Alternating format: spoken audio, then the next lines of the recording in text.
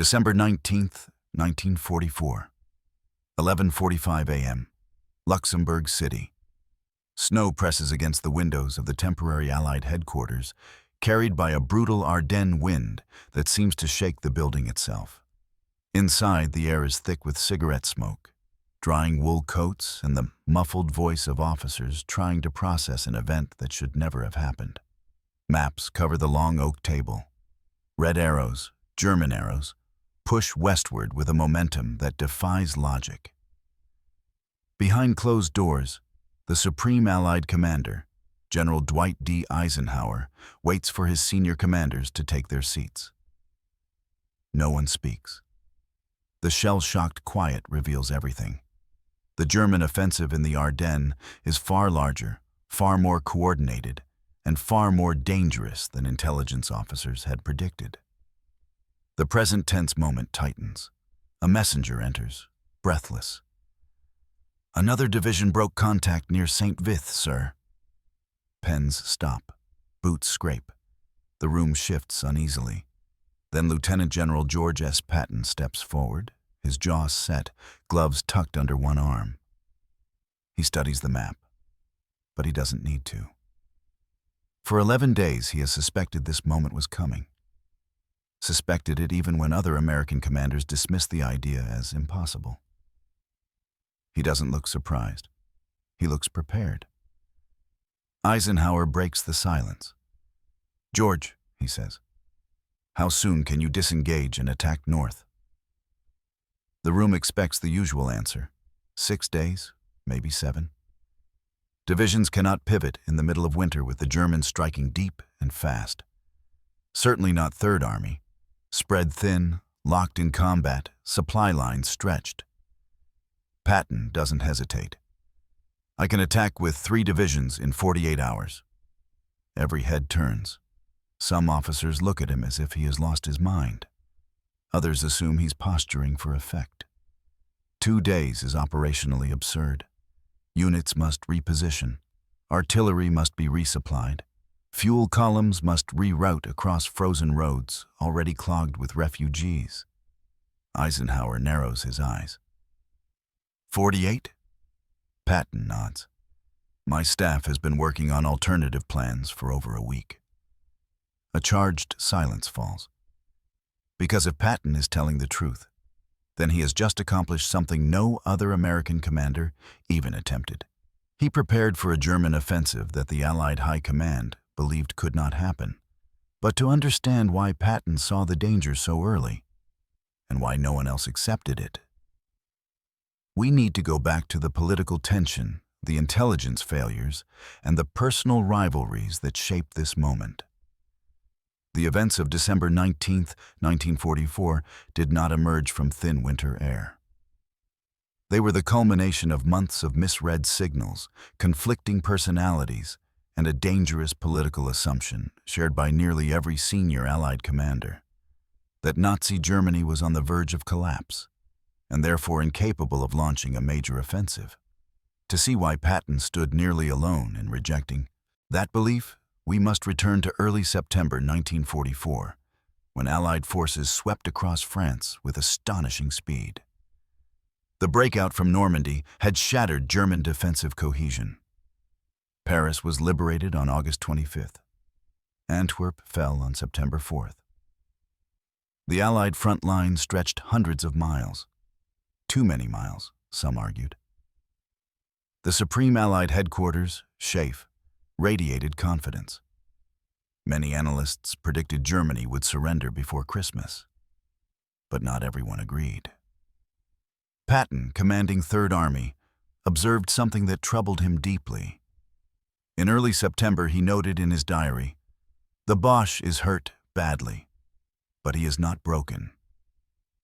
He also warned that rapid advances created dangerously thin supply lines, particularly in the Ardennes region, a forested stretch of Belgium and Luxembourg that most American planners considered an unlikely site for major operations. This assumption rested on 2 pillars. Terrain. The Ardennes was rugged, forested, and hilly, historically unsuitable for large mechanized armies. German weakness. Intelligence officers monitored reports of fuel shortages, manpower shortages, and collapsing morale. What they missed, however, were the German army's efforts to quietly regroup. Throughout October and November 1944, Adolf Hitler withheld key divisions from the front, redirecting them into the dense cover of the Eifel and Ardennes forests. He believed he could repeat the success of the 1940 Blitz through the Low Countries, this time not to defeat France, but to split the Allied armies. Hitler called it Unternehmen Wacht am Rhein, Operation Watch on the Rhine. Its true intent was hidden behind a wall of deception and radio silence. Meanwhile, tensions simmered within the Allied leadership. Field Marshal Bernard Montgomery, commanding the 21st Army Group in the north, insisted on a single thrust into Germany led by his forces. Eisenhower rejected this, preferring a broad front strategy that applied pressure along all sectors. Patton supported Eisenhower's view but pushed for greater freedom of maneuver, arguing that a flexible, aggressive posture was essential. These disagreements fostered an atmosphere in which competing priorities blurred strategic clarity. Intelligence officers were stretched thin. Weather hampered reconnaissance flights, and the German buildup, masked by strict communication discipline, escaped notice. Yet Patton sensed something different. During a staff conference in Nancy, France on December 9th, he ordered his G2 and G3 officers to prepare 3 separate contingency plans: Amber, Blue, and Crystal, each designed to pivot the Third Army north toward the Ardennes at short notice. His corps commanders questioned the need. Brigadier General Hobart Gay, Patton's chief of staff, recalled asking, "Do you really believe the Germans can attack on this scale?" Patton replied sharply, "The Germans are not whipped.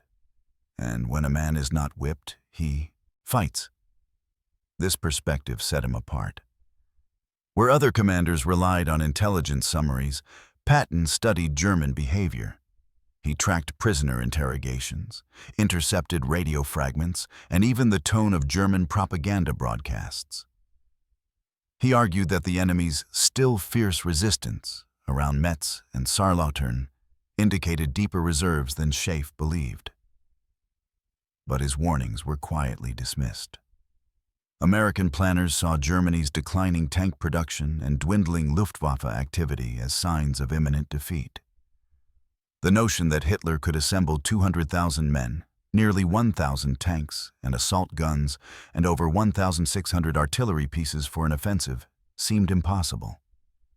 Most dangerously, the Ardennes sector was guarded by green American divisions, inexperienced troops recovering from earlier battles, and units stretched thin over a quiet, safe front.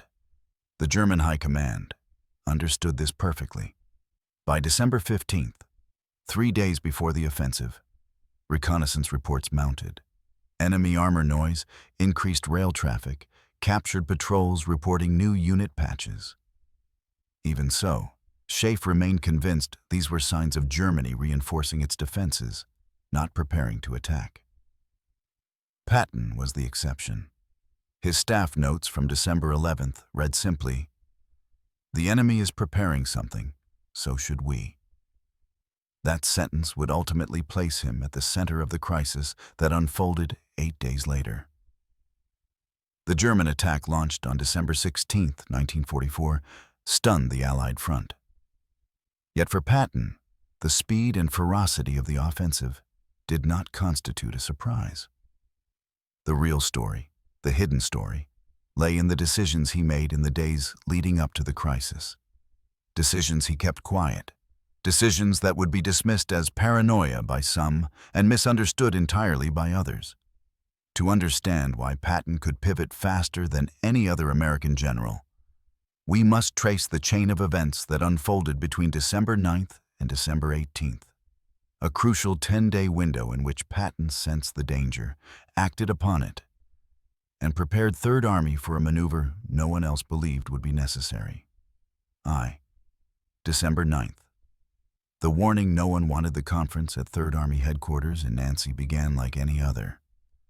Snow fell in thick sheets outside as Patton walked into the operations room, slamming his riding crop against his glove. He opened with a blunt assessment. "Gentlemen, the Germans are preparing a counterstroke." His staff exchanged glances. Reports from Schaeff intelligence still insisted the enemy was incapable of any large-scale operation. But Patton pushed forward.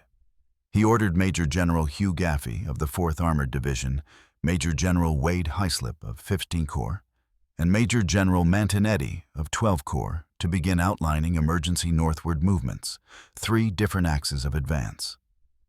The room froze. These were not simple adjustments. These were full operational pivots, requiring rerouting supply depots, prepositioning fuel columns, quiet coordination with 19, tactical air command, mapping winter roads across Luxembourg's mountains, alerting division commanders without raising suspicion. Patton kept these plans secret. He knew that if he broadcast them too loudly, Schaeff would accuse him of overstepping authority. Again. Brigadier General Hobart Gay recorded later, he did not trust the intelligence summaries. He trusted the enemy. 2. December 12th. The silence in the Ardennes. On December 12th, Patton sent reconnaissance units deeper into the Luxembourg region. They discovered something odd. The German lines were quiet. Too quiet. Patrols reported fewer artillery fires and fewer defensive positions.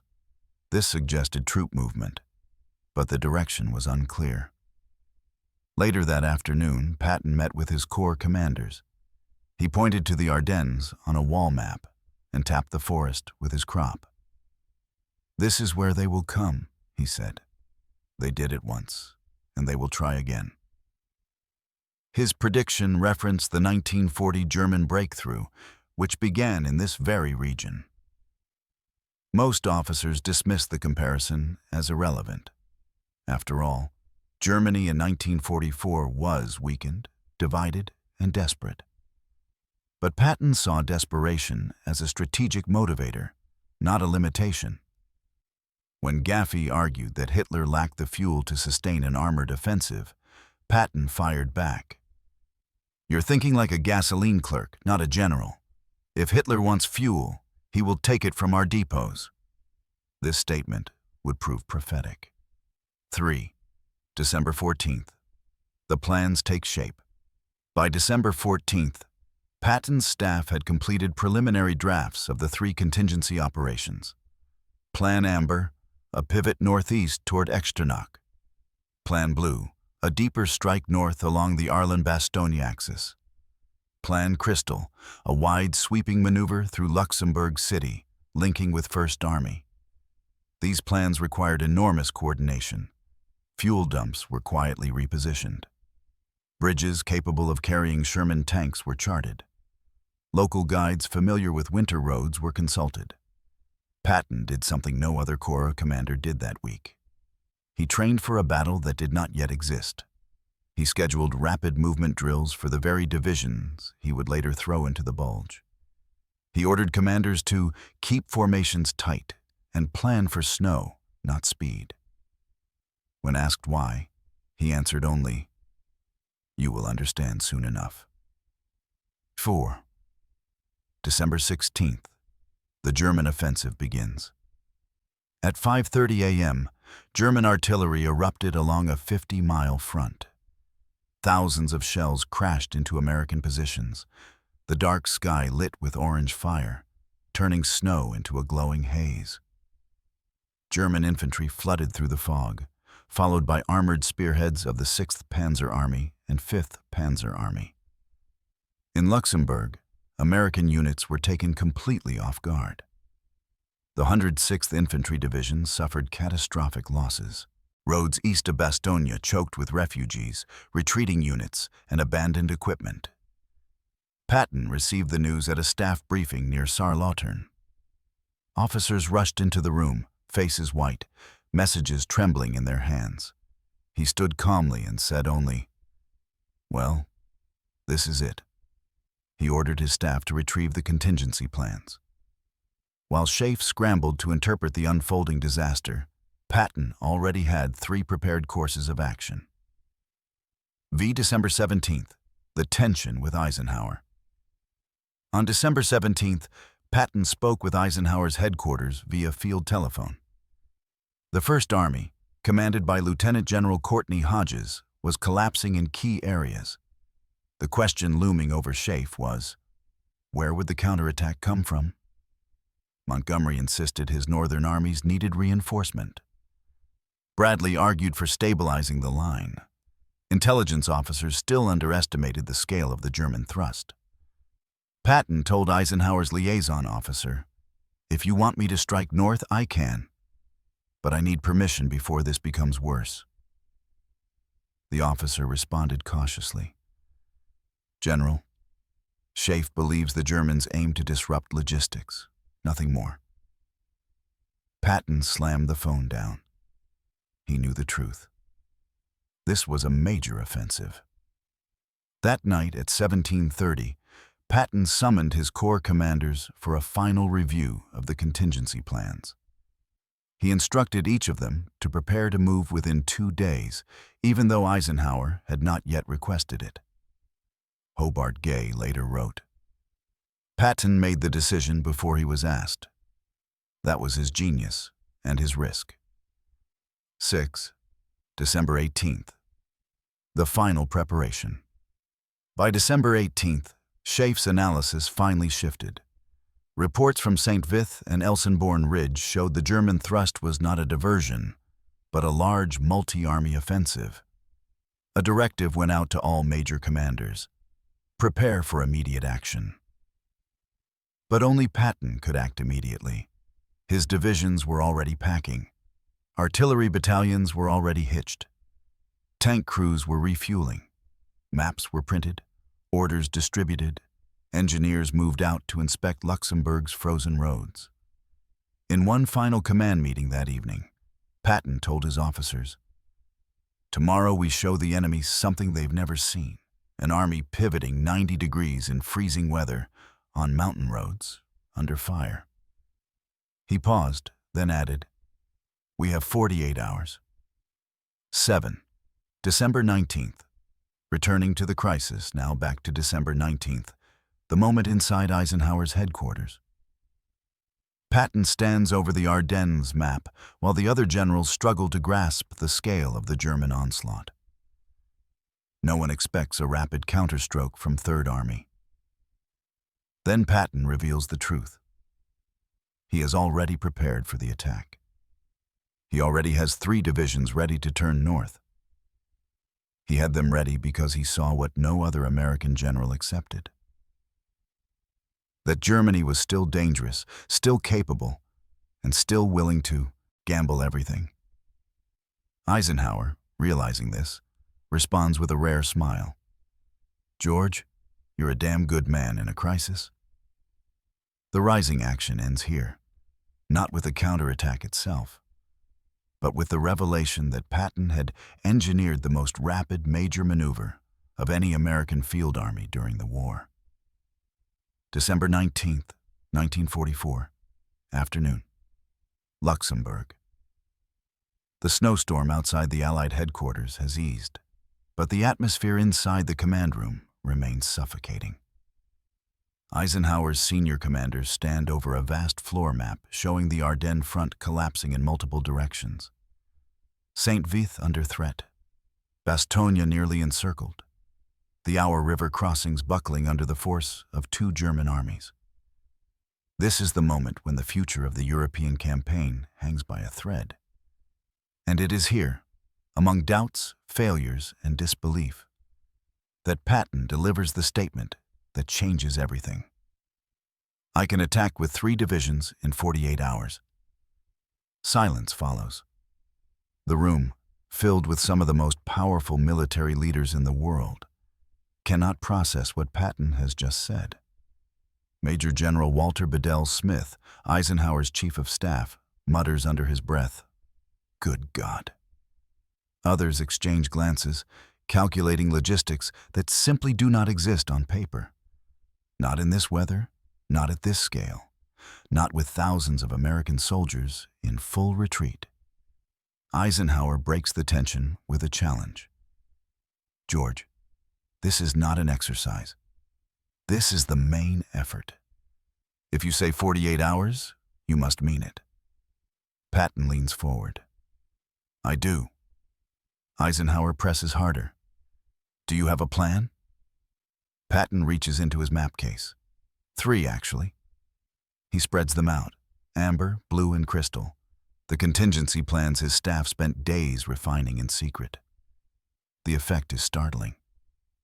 These are not rough drafts, not hastily drawn situational sketches. They are full operational plans, complete with routes, timings, supply calculations, and projected enemy positions. The room absorbs the revelation. Patton had been preparing to rescue the Ardennes before the attack even began. Eisenhower looks up. Then do it. Execute the attack. At that moment, the pivot begins. The moment the Third Army turns.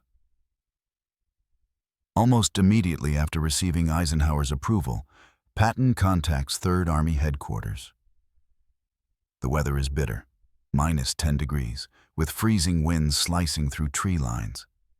Yet divisions across the front begin moving within minutes of receiving Patton's coded orders. For many soldiers, the commands arrive like lightning. Prepare to pivot north. Stand by for immediate movement. Tank engines roar to life. Engines whine in the cold. Maintenance crews scramble to thaw frozen fuel lines with blowtorches. Artillery battalions load onto convoys. Supply trucks, previously pointed east toward the Saar, turn north onto roads the Germans never expected Americans to use. In the 4th Armored Division, Colonel Creighton Abrams, future Army Chief of Staff, calls out to his officers. You heard the old man. We're going north, through hell if we need to. These units are about to drive into some of the worst winter conditions Europe has seen in decades. The frozen march across Luxembourg, the terrain shifts sharply, from rolling valleys to narrow mountain roads coated with ice. Within hours, long columns of Shermans, half-tracks, and trucks stretch for miles, crawling through the night. Soldiers stand on tank decks, scanning the tree line, rifles ready. Every sound echoes against the frosted pines. The march requires moving tens of thousands of men, hundreds of tanks, and thousands of tons of ammunition under extreme pressure. 12th Corps begins pivoting from the Saar River front.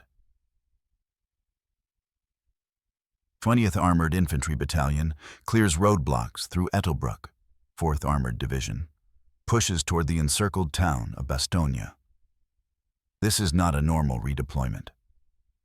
This is a massive army rotating 90 degrees in a single winter night. Officers later described the maneuver as logistically impossible. But it was happening. Patton remains awake throughout the night, pacing his headquarters, taking constant field telephone reports. When one officer warns that the roads north are nearly impassable, Patton answers sharply. Our vehicles will make roads where none exist. The race toward Bastogne. By late evening on December 20th, German forces under General Heinrich von Luttwitz have nearly surrounded Bastogne. The 101st Airborne Division and elements of Combat Command B from the 10th Armored Division are holding, but barely. Ammunition is low. Medical supplies are nearly gone. Artillery shells are rationed. The town is one day from collapse. Patton knows that if Bastogne falls, the German advance could drive all the way to the Meuse River, splitting the Allied front. The Third Army's counterattack thus becomes a race against annihilation. On December 21st, the first advanced elements of Third Army approach the hostile northern forests. They encounter wrecked American vehicles, frozen soldiers, and abandoned positions crushed by the initial German assault. Yet the offensive does not slow. By the early hours of December 22nd, Patton's spearheads engage German forward units south of Bastogne. The fighting is brutal. Snow-blind tank duels, artillery barrages that send trees exploding into splinters, infantry wading through waist-high drifts. Inside Bastogne, Brigadier General Anthony McAuliffe issues his famous reply of "nuts" to the German demand for surrender. But what he doesn't know, what almost no one inside the town knows, is that Patton's relief force is already pushing toward them. December 23rd, the breaking of the weather. On December 23rd, the weather finally breaks. For the first time in a week, sunlight pierces the clouds. Allied aircraft roar into the sky, fighter bombers, P-47, Thunderbolts, and C-47 transports dropping supplies into Bastogne. This shift is decisive. The Third Army now fights with full air support. German columns, previously shielded by fog, are exposed to constant attack. Roadblocks crumble under bomb strikes. Entire German battalions are pinned in place. Patton knows the window is brief. He orders his divisions to push harder. December 26th, the moment of breakthrough. At 1650 on December 26th, a long column of Sherman tanks from the 37th Tank Battalion breaks through the German cordon. At the head of the column rides a young officer named Lieutenant Charles Bulge. The lead tank grinds into Bastogne, snow spraying from its treads. American paratroopers cheer wildly. Smoke drifts from burning buildings. Bodies lie frozen in the streets. Medics wave at the tanks. For the first time in days, the defenders realize they are saved. The relief of Bastogne marks the climax of the Battle of the Bulge. It is the moment Patton's gamble succeeds. It is the moment his foresight changes the course of the war. It is the moment the German offensive fails. The snow-covered streets of Bastogne fell silent after the breakthrough on December 26, 1944. But the consequences of Patton's maneuver reverberated across the entire European theater. The German offensive, once a terrifying spear pointed toward the Meuse River, was blunted, stalled, and ultimately broken. And at the center of the Allied response stood Patton's Third Army, acting with a speed that defied expectations, doctrine, and even physics. To fully understand the significance of this moment, we must look beyond the battlefield. The relief of Bastogne was more than a tactical victory. It was a strategic rupture in Adolf Hitler's last major gamble in the West. And it revealed profound insights into Allied leadership, intelligence failures, and the psychology of command. The German offensive unravels. Following the relief of Bastogne, German momentum collapsed with astonishing speed. The offensive had relied on three critical assumptions. Surprise would last at least a week. American logistics would falter. The Allies could not reposition major forces quickly. Patton shattered the third assumption completely. By early January 1945, German armored divisions found themselves short of fuel, ammunition, and reserves. Many units were fighting at only 40,000 and 50% strength. The 6th Panzer Army, the spearhead of the offensive, reported crippling losses. The Germans had committed nearly 2,500 armored vehicles to the Ardennes. They would never recover them. Hitler's last gamble in the West had failed. And after the Bulge, the Wehrmacht would never again conduct a major strategic offensive. The significance of Patton's maneuver. The Third Army's 90-degree pivot is considered one of the most impressive operational movements of the war. Military historian Carlo d'Este wrote that no other Allied general in Europe could have executed such a maneuver under the circumstances. Weather, terrain, surprise, and logistical strain. Why? Because the pivot was not improvised. It was prepared. Patton's foresight, his insistence on contingency planning, his skepticism of intelligence consensus, and his understanding of German psychology allowed him to respond at a speed other commanders thought impossible. His relief of Bastogne achieved 3 decisive results. It stabilized the southern shoulder of the Bulge, preventing German forces from exploiting weak American divisions. It preserved the 101st Airborne Division and attached units, preventing a catastrophic loss of elite manpower. It forced the Germans to fight defensively, surrendering the initiative they had hoped to regain. The entire German strategic vision depended on overwhelming the Americans before they could reorganize. Patton ensured that never happened. Intelligence failures and leadership blind spots. But the victory also exposed troubling weaknesses within the Allied command. For months, SHAEF intelligence reports had emphasized German collapse.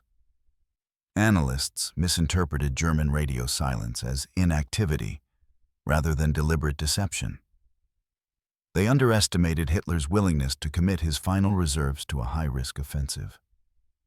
The Ardennes buildup occurred virtually unnoticed. Even after the attack began, several commanders insisted the German thrust was merely a local spoiling action. Some reports minimized the danger for nearly 48 hours. Patton's strength was not clairvoyance. It was perspective. He recognized that desperation could produce boldness. He understood that past German behavior offered clues to future German decisions, and he never allowed optimism to overshadow preparation. His comment recorded in early December, "The Germans are not whipped.